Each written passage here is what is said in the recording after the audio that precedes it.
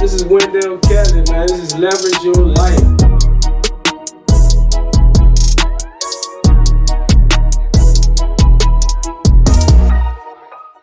Hello, guys. This is Leverage Your Life, the show that we talk about leveraging your life to level up in life. I got with me somebody today that's like extremely special, extremely smart, and then she got something in store for you guys. She was just talking about how she don't want to talk about her podcast, but her podcast is called Mindset Makeover, and this is one of the reasons why I wanted to bring her on the show for you guys, because it's a treat. And you know I'm all about mindset. Her name is Amanda Lee. Amanda, if you get a chance, just say hi to everybody. And hello, everybody. Yes, I am very happy to be here with Wendell today. My name is Amanda Lee. I think I'm the newest member of the Catlet team, so I'm excited about that, and I'm excited to be on this podcast. I do have my own podcast. I have two, actually. One is called Mindset Makeover. It's all about mindset. It's about a lot of stuff: spirituality, mindset, book reviews, life in general, life experiences, growth, evolution, business, everything. Then I have another podcast too, specifically about real estate. It's called the Real on Realestate podcast, available on all major platforms. And it's all about real estate. Everything you need to know about real estate, as far as if you're looking to buy a home, invest in a home, if you're an investor, etc., etc. Right. So she did say she's the newest member on the Catlet team. But to be honest with you, Amanda is she's a super successful realtor of her own. She just joined the team to make us stronger, and I'm excited. This is like one of the best people I can bring on my team. It feels like we're gonna take this thing to the next level, and I'm excited about it. She got all of that stuff going with her. So you say what you said again? The mindset makeover, the real estate. The real estate one. Then you just said about 20 things just now. No, that's really? Just the topics that I talk about on the podcast. Yeah. So anyway, how I met Amanda. You know what? I met her. First time I seen her, I don't know where it was. I think we was at Bennett office. I think I saw you there. But then the next time I seen you was at the Go-Go at a wine. Yeah, don't act like you don't party. So I don't know what he's talking about. I seen you at a wine festival. It was outside? Outside wine festival. And I was like, okay. I recognized the face. I was like, Ben and Realty. He was like, oh, I do be seeing you. I'm like, all right, girl. I mean, it ain't that serious. I think she thought I was trying to holler. I was just trying to say, hey, Ben and Realty. You like, just don't never be out. I don't never see you anywhere. Yeah. I'm always out, but I'm always quiet. But so I seen her there. She kind of carried me that day. So I'm like, I don't really need to talk to her no more. But then I seen her again, and she was making her move. No, the next time I seen her, she was on the back of the bus. I'm like, this girl like really making moves. I seen her at Bennett one time, then I see her at the wine festival. I thought she was like one of those regular girls on the street, so I'm like, she ain't making no money. Then I see her big on the bus, and then I seen like big at, was you on the bus stop too? Mm-hmm. I know I seen your pictures everywhere, so I'm like, this girl is really doing it, right? So then I started to follow, I think I followed her on Instagram or something like that. And then I think you reached out to me on Instagram, and then we started to talk, and I'm like, she's real cool, so she's different than what I thought she was. I know. Everybody thinks I'm mean. I know. You look at me. You don't smile. On the back of the bus. You didn't. Did you smile? Yes, on the back of the bus? I was smiling. All right. Well, I'm sorry. But anyway, over the years, since those meetings that we had between each other, I really started to like Amanda, and I appreciate having our conversation. We just talk so many times over the phone, and it's just all just natural. It's a natural flow with us. When it comes to business, and I'm excited for the partnership that we had. But Amanda, I know a few things about you, but if you can give everybody a background about you, how you got started or whatever you want to share with the people. Okay, so I have a background in fashion. I know I got on a white t-shirt today. I really have on a white t-shirt like 90% of the time, though, to be honest, unless I'm going somewhere special. Mm-hmm. But I have a background in fashion. I have a bachelor's degree in fashion merchandising and business administration. And then I went to graduate school for psychology. I wanted to be a therapist. Really? Yeah, I know, right? You smart. Yeah, it helps. Like having a psychology degree, it helps because everybody's different. Definitely. And I try to really like understand people on a deep level. It's a gift and a curse because I observe so many things. Right. And sometimes it makes me want to not deal with everybody. Right. So everybody was kind of, I told you, surprised that I joined a team, not just your team, but a team in general. Because I'm a leader, and two, I don't really be dealing with a lot of people. They're like, well, why are you trying to deal with Wendell and be on his team? I'm like, because I really like him as a person. Thank you. And I was like, you meet so many people in this business who are just fake. I mean, if we're being honest. And you're not. You're very humble. You don't pretend to be someone or something that you're not. And you're winning too. So it's not like you're humble and you're not winning. You are. You just don't feel the need to prove it to the world. So I just threw that out there. But I was in retail management and I did personal styling for like 10 years. And then I was like, you know what? Where am I going from here? I'm either going to be I'm a general manager now. I've grown the business like 4 times the amount, and my pay is not 4 times the amount. So I'm like, there's a pay cap, and I was like, I have to go. So if I'm good at sales, I'm just going to figure out how to sell the most expensive thing, which is real estate. So I never wanted to be a real estate agent, actually. No one really knows that, but I really wanted to be a real estate investor. So I got my real estate license in 2016, but I didn't do much with it. And then I got pregnant in 2017. So I took a break, but by 2017, I was like, I don't really know if I want to be an agent. So I started going to investor meetings, started meeting a lot of real estate investors, and I took on I went to Gregory Bennett's boot camp, real estate investing boot camp, and he became my mentor. And then I started doing so we had the same mentor, and I started wholesaling real estate and flipping real estate. So I did that. That's why I was on the buses. I was on the buses for the investing side. And I don't think I actually sold a house as an agent until like the middle of 2019. So I realized I was just leaving money on the table when I was investing, because like if the deal wasn't good, like a good investment as far as like I would just pass on it when I could have just been listing it because I had my license. Absolutely. So once I realized that, my first listing was $1 million listing. And that was just lucky. Off of a bandit sign. Oh, really? So I know, right? Yeah. So it was like a almost 9,000 square foot home, really nice house. First listing, very first listing. I didn't even know what I was doing. My first listing was trash, My first listing took me about 6 months to sell, and it was like a trash thing in Southeast. But really, it was a good learning experience. It still was a listing. Right. But yeah, that was my first one. I just lucked up that way. And I never got another one. So it was like the first and last $1 million listing. Right. But it is what it is. That's cool. So and then I started doing both of them. And then I realized, you know what? I am good at being an agent. I always hold myself to a really high standard as far as like my work goes and my customer service that I give. So I give it my all, and I joined your team because I need a team. You know what I mean? I need a team. I need the support. And if I'm being honest, it's like, I'm a human being, so we all have our highs and our lows. And going through them by yourself in real estate is just overwhelming. Right. And I'm like a full-time mom, and I have another business. I just said I got 2 podcasts and a whole other business. I'm like, I just need help. So I was like, all these people asking me to join their team. I'm like, no, hell no.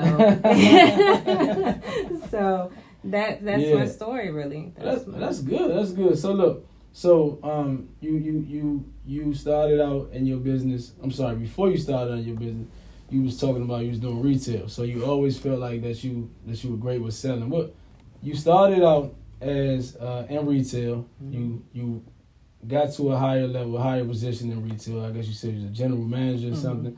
And then you said that you knew you were good at selling, and so you went to real estate. And obviously, real estate is the biggest thing that you can sell, even if it's land. It could be now they doing like real estate online. They selling real estate online. You understand, like virtual. Oh yeah, virtual. Yeah, virtual. Yeah. So real estate is real estate, just space, right? So it's gonna always be the biggest thing.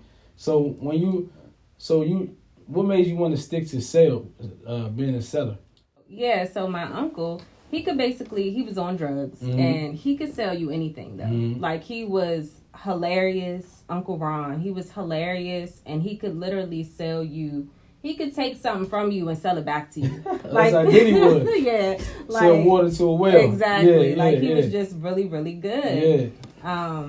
And a lot of people in my family are just good at sales, and I'm like effortless with sales. Right. It's not even like, oh, I have a skill. I feel like if people are looking at something, especially like a house. Right. And I always worked in luxury retail. So if you're in a place where you know you're going to spend the bare minimum $500, you know you want something. You know what I mean? Absolutely. So you already know what you want. It's just my job to maximize the sale. Right. In retail anyway. And with houses, you know what you want. I'm just there to support you in the best way that I possibly can. And I think naturally, I want to provide the level of service that I want. So I just always give that. I always listen to exactly what they want. I'm very attentive to their needs, learning that, working in sales for so many years. But I just really like it. I just really think that that's just what I'm good at doing. Right. So I think naturally, everyone say they're not a salesman, right? But I think everyone is a salesman, right? So think about this. If you're in a rental space or home and you didn't get any money, right? And you know you gotta get $1,000 to pay your mortgage or your rent or whatever it is, right? You sitting in the house, you got a nice couches, nice TV. What you gonna do? First thing you do, look at this TV. I think I can sell this. If you don't have no money, right? I think I can sell this, right? So then you start the market. That's what sales is always about. Right. So marketing first. Hey, you want to buy this TV? I'm gonna sell it for $250. Then you get to the pawn shop. This is for example. Go to the pawn shop, and everybody think they're not great negotiators, but you know you gotta pay this bill, right? Right. So you get to the pawn shop. The pawn shop say, "I give you $200, but you need $250." You're like, I give you $200 for this. Man, look, you don't understand. This TV is got a remote that press this, press that. So everybody start becoming a salesman when they really need to become a salesman. So I think that everybody is really a natural salesman. They just don't want to. I mean, they just don't pull it out of you. You understand what I'm saying? You're a natural salesman. If you find your why for whatever it is, you become a natural salesman. Right. So that's the reason why I'm saying is because it's all about mindset. That's why I'm trying to segue into what you do best. So So the reason why I asked you about your sales background and what made you stick to sales is because I want to know what kind of like drew. I understand it's from the history, but what made you feel like exactly what made you feel like this is gonna be my career. This is what I'm gonna stick to. And I had a child. I had a child. My daughter is 5, and I was like, you know what? It's just no way I'm ever going to make enough money to make me happy, and I'm never going to be able to give her everything that I want to give her, as far as time, as far as like being home on holidays. Like, I would have to work the day after Christmas at 5 a.m. I would have to work on Thanksgiving. I would have to be at work by 5 p.m. I'm missing Thanksgiving. Easter, sometimes I had to work on Easter, like all the holidays. I had to request off. I know it's going to sound crazy to people listening, but for me to have to, I never liked rules. I'm always good as a general manager. I only saw my boss like once or twice a year. It was perfect for me. I was the number one store out of all of them. Oh, really? Yeah, wow. So they didn't bother me. The president of the company would come visit. He would stay. He would leave. And that's it. And they would leave me alone. The manager got it. Yeah, they would leave me alone. And I realized I like it like this. That's the only reason I lasted so long. Okay. But I just couldn't do it. I couldn't do the rules. I couldn't do the rules. I always tell my bosses what to do, which is why I didn't join another team, because I have to feel like the person that's leading me can lead me somewhere. Right, like, absolutely. But normally people get in leadership positions, and just because you're successful, whatever that looks like, doesn't make you a good leader. Right, I agree. So, and it doesn't mean that people should follow the things that you do. I agree. So, I definitely had to shift my mindset from, okay, this is this is retail, but how do I get to real estate? And I started really I made a goal, basically. The goal was, and it's funny because I just saw my journal that I wrote it down in like not that long ago. But back then I had made a goal that I was going to save $100 a day. Nice. I don't know why. I probably do that. I don't know. But I was going to save $36,500, right? Wow. For the year. Okay. So that $100 a day? Mm-hmm. Okay. So that was the goal. Yeah. That's how much I was going to save. And it is, right. I tried. Yeah, I tried for about a month, and I was focused on it so much. So you had $3,000 in the bank. Yeah, but that was nothing. Right, I got you. I'm just saying. Yeah, and I realized I can't keep doing this. It's not going to work. Right. But the goal, because I tried to reach it so long, it settled into my brain. Right, absolutely. So subconsciously, my brain was already taking me there. So I started seeing emails from Greg. Right. I started going to the real estate investing meetings. Right. And just naturally, I mean, I would leave on my lunch break that was supposed to be 1 hour. I would be gone for like 2 hours because I'm like, I'm going to this meeting. I don't care. And I was leaving work to do it. And I don't know, because I set that goal, I put the goal on the wall in my office at the time, and I was like, I don't know what's going to happen, but that's my goal, and when I hit my goal, I am leaving this place. And and that was it. And I started taking the classes, I think in August of that year, of 2018, and then by November or so, I had my deal under contract. Right. So I started taking the classes August, September, October. Yes, took the classes for about 3 months. Yeah. I realized, you know what, I'm going to just try this. I went out and bought like 500 bandit signs. Right, okay. And started putting them out. I had listened to a podcast, Wholesaling Inc. Okay. And it was like, listening to this guy say he put out 50 signs a week and he makes like $90,000 a month. Okay, wow. And I was like, and I was waiting for something to click I could do. Yeah. So I said, I'm going to do that. And so me and Kirk was out there putting out signs in the winter, in the snow. I didn't care. Red bottoms on, putting out the signs. Yeah. And from putting them out, I was getting call after call after call. Endless wholesale appointments. You know that's rare. Absolutely. Doesn't happen. Yeah. You don't get call after call after call. Not for wholesaling. No. Not at all. No. From bandit signs. Yeah. But it wasn't what I was doing. It was that my subconscious already knew that this was the goal. Right. So the universe just started working in my favor. And I was telling somebody that recently, I think on one of my podcasts previously, that when you set out on a goal, you can't be like waver. You got to be focused. And that's one thing that Kurt said about you, that you get a goal, and you mentioned it too. You get a goal, you just directly focus on that goal. You just like streamline, because if you like wavery with your goals, then the universe gonna be wavery. Like you confusing the universe. Like, what do you want? Exactly. You tell the universe, this is what I want, and that's what's gonna happen. Exactly. I agree with that. It's like ordering something on Amazon. Like you go and you order it, and then you literally wait until that thing shows up. Exactly. Now you're not going on Amazon changing it. Now I don't want that. Canceling that. Doing this. Now I do want that. You're not doing that. Yeah. So so I focused on it, and my first wholesale deal was a $70,000 deal, and I split it, of course, with my mentor because he did all the work. I didn't really even know what I was doing. Right. And I look back, and I put my 2 weeks notice in on my birthday, 12/12 of 2018, as a gift to myself that I was not working for nobody. And my last day was December 31st. And remember, I gave myself until December 31st to hit my 36,000 goal. And in my bank account was like 36,000 something dollars. What? Like, and that was like, I was shocked. I had never had that much money in my bank account. Right. Working in retail. Yeah. Most people don't work in any job. No job. Yeah. I mean, I don't other care. than real estate. Of course, yeah, but a lot of those people money be tied up in other stuff too. Yeah, so, true. I mean, a lot of people that think think that they're successful, that are successful, they just don't know how to manage their money. So exactly. the average person in the United States, 'cause I remember the exact same thing, pretty much the same number.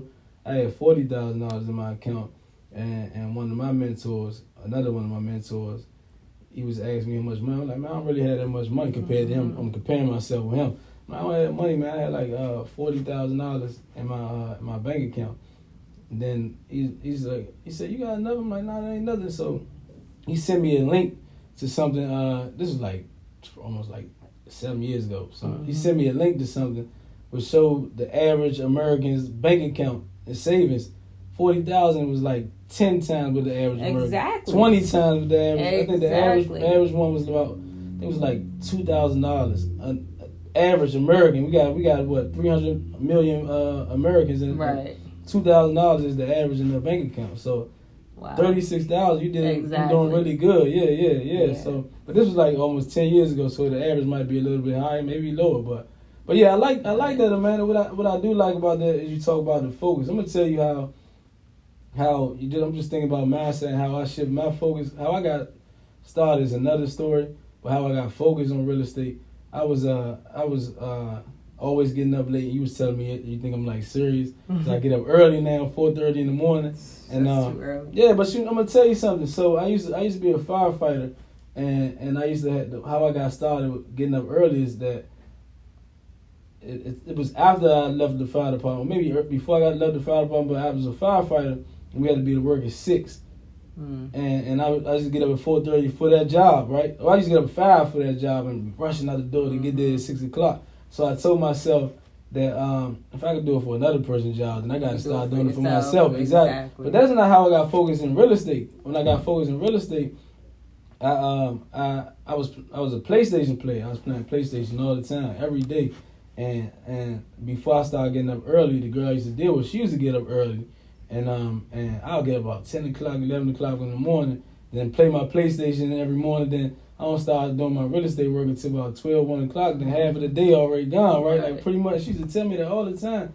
Then one day I was playing PlayStation, and it hit me, and I'm like, I've been spending all these hours trying to make this person on the game better or improve the team, and like every time I fail, I keep coming back trying to make them better, and every time I fail, I keep coming back. So I'm like, you know what? I need to do that with my life. Like, exactly. I need to spend some hours on myself, and every time I fail, just come back and do it again. Every time, you understand what I'm saying? So I threw away. I mean, I not threw away. I started playing PlayStation for like 5-6 years and started just doing that for myself. You know, and then my life improved, and then I got to the time of changing my time because I'm like, I'm focused now. I left the fire department at that time, so like I left it. Now I'm on my own. I don't really have no supervisor to make sure I got to get to work on time. So I started getting up on time. Now I create my life like a business now, but I leave a lot of room for spontaneity though. So I used to wake up at like 10, 11 o'clock in the morning, and that was not it for me. And then I would do a little bit here and a little bit there, and then I was making so much money that I was just hiring people to do all the work. But my focus wasn't in the business. Okay. But I snapped out of that pretty quick. I realized the money is slowing down because I'm not doing what I need to do. So I started my morning routine. So every morning, waking up, meditating, affirmations. I visualize what I want every day. I journal. I also light candles. I sell candles too, manifestation candles. Nice. But meditating and just being at peace, working out, and reading. I try to read 1 book a week. That's good. And these I remember seeing that on your Instagram. I'm sorry. Yeah, it was my thing I was doing. Yeah. 1 book a week for 52 weeks. It was my yearly goal. So it became a habit now, right? Now it's just a habit. Absolutely. So now I feel like I always just have to be reading something, or I find myself scrolling on social media, watching TV, or just working straight, just not learning anything. And what I realized is I'm not consistent in like podcasting. I'm not consistent in my creative energy, like as far as like putting out new products and stuff like that, when I'm not being inspired by books. Absolutely. So, I agree. Yeah, so that has to stay. It's not even a goal now. I just have to. I was just telling you about the new book I'm listening to. Right. I wouldn't have nothing to talk about if I wasn't reading the book. Right. You know? No, I agree. So I love that. So I'm in therapy, And I love therapy. I've been doing therapy about 3 years now. I love it, man. It's one of the best things I did for my life. But anyway, I was talking to my therapist, and I was just telling you about the 75 hard that I've been doing. And she was like, Wendell, you like extremely focused. You're not gonna see anything but gold if you continue like to be focused like that. And I told her that sometimes I feel myself slipping. And she's like, what things do you need? And I told her, like, knowledge. I need to always consume knowledge because knowledge is like food, you know? So, like, once I start reading certain things, it, like, feeds me. And then and it's the same thing. So, I'm the same way. I read books. But now, so it depends on phases in my life. Sometimes I might read a book that I might read a book from the front of the cover to the end of the cover. Or I may go back to an old book and I just study a certain chapter, you know, things like that. So certain ways, depending on the point in my life, what point that my life is in, that's how I study. But I gotta be studying. If I ain't studying, then you're right. You just feel like you're just declining. They say that the universe always delivers whatever book or teaching that's for you at that time. Absolutely. So even if you go to an old book, you never read it how you read it before. You always know what be different. It's always different. Yeah. Every single time you miss. And I'm gonna tell you, so like for me, I'm probably pretty much like most people. Older people ain't that old, but like Jay-Z, I'm a huge Jay-Z fan, me right? Too. And my favorite song, not because it's like the greatest song or greatest hit or whatever. It's Can I Live, right?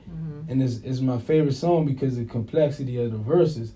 And every time I go back to that song, it's just new. And he had it out since 96. Right. And the word, I just listened to it yesterday. I'm like, I didn't even realize this part. And I understand what he's saying. And just speaking of that, he was 26 or 25, 26. And the level of his mind back then, even just in that one song, he was talking about collaborating. He not trying to beef with the guy. Let's collaborate and let's level up. And he's talking about one of the things he said in that song, just speaking on meditating. He was talking about how you want to level up his dollars, right? And the people around him, like spending. We were just talking about how people don't have a lot of money in their account. So he's spending, but he said he meditated, and then he started recruiting people, putting people around him so they can get money together. You get what I'm saying? So like the whole song, and it's like a 3-minute song that like educate me all the time, man. Yeah. It's like a book to me. It's just one song, you know? Right. Yeah. Jay-Z's very spiritual though. Yeah, right. He is. He talks about it in a few of his songs. Yeah, absolutely, absolutely. And Beyonce too. Yeah, that's why. That's good. But yeah, so I just wanted to hear how your mind works, man. Your mind, I see, it's pretty similar to mine. That's why I was excited for you to join our team. You know. So what's next? What's next for Amanda? Well, like I said, the goal, well, I haven't said it here, but my ultimate goal is to help bridge the wealth gap in this country. Yeah. I just think that as African Americans, we miss out on the most simplest opportunities sometimes because maybe our ancestors or our grandparents or our parents didn't know or weren't able to, get those same opportunities. So I think joining this team, I know that joining this team puts me in a position where I'm able to do that on a higher level and on a larger scale because, even with like the insurance thing, I just think it's things that are so simple that we can teach our people to do. And even if it's to think differently and to believe in their power, that's why I like doing the manifestation teachings and the mindset trainings because it's like most people... their own. Okay, like just like to believe in their own power, to believe in the God or the goddess within themselves. Right. Most people aren't able to even look at themselves that way. But that's aside from, all the other wealth building things we're doing together. But that's what I'm doing. I am really trying to empower our people in general, but especially our people, and help them really gain wealth. Right. And for generations to come, I want to leave and make sure that I help thousands of families, but pass on wealth to the new generations that are coming. So we won't be here. So we won't have to. Our descendants don't have to start from scratch. Right. Like that's the ultimate goal, and I feel like our goals are in alignment. That's exactly what my goal. It really isn't about money for me anymore. I understand money just requires effort. That's really all it takes is just effort. But what you do with the money is most important. But then also, I mean, I'm talking about most important for financial to be sustain a healthy financial life. But what's more important to me is really just helping people and letting people understand my community. Because just growing up in the neighborhoods that I grew up in, you know, I don't want to go in my background, but I grew up in a rough neighborhood, and you know, people just don't know. That's what I realized, that people just don't know. Yeah. All they know is just what they see. That's the only thing. So I started to sell real estate, and I learned a little more, but then I started feeling selfish with just selling real estate. I'm like, I'm selling in my house, but then I'm leveling up my life. You understand? I'm doing all the things for getting life insurances, getting all this other stuff like for my life to protect my life. So now I'm like, you know what? I'm trying to not just stay real estate. Everything that I'm learning from my life, look, this is what you guys can do. And if you don't trust another advisor, come to me, because I got the licenses for it. Right. I don't need your money, but I'm going to get paid for my time. And not even about my time, it's just a formality. Right. But I'm more happy to advise you to somebody else that's trusted, but I'm more happy about you, you know, you being productive with your life and setting your life the up. steps, Exactly. You know, to better yourself and your family. So. Absolutely. So that's what I live for now at this point. And I'm glad to hear that from you too, Amanda. When the camera shut off, she said she got an amazing closing. What'd you say how you gonna close it? You said close the podcast? Yeah. Oh, I don't even know. But you know what? Since you was talking about the neighborhood that you come from and stuff like that, I just posted on my Instagram today that I was doing I was working with the charity No Kid Hungry Foundation, because just like a lot of people that we know probably that don't even speak about it, but I did not grow up having money. I grew up, especially when I was very, very young, we didn't have much of anything. Sometimes we didn't have power in the house. Sometimes we didn't have food. And I feel like when you go through things like that and then you get to a point in your life where you are no longer struggling or living paycheck to paycheck, it's your responsibility, your duty to now help people in need. Absolutely. So this is how we can end it. Right. I like that. I like that. So what they say, whom is given, much is required. Exactly. So I agree with that. So please check out my Instagram. It is _Amanda Lee, AMANDALEIGH _. And you can go to my Instagram page and you can donate to the No Kid Hungry Foundation. So check me out and check out my podcast too, Mindset Makeover Podcast, and The Real on Real Estate. She wouldn't subscribe to my podcast until I subscribe to her podcast. So please check her out. So we're gonna put your stuff at the bottom of the screen so people know to check you out and subscribe. But this is Leverage Your Life with Amanda Lee. Hopefully I get on her podcast soon, but thank you guys for coming out. Make sure that you follow her. Make sure that you subscribe. Make sure you donate. And talk to you guys next time. Thank you for having me. Adios, guys.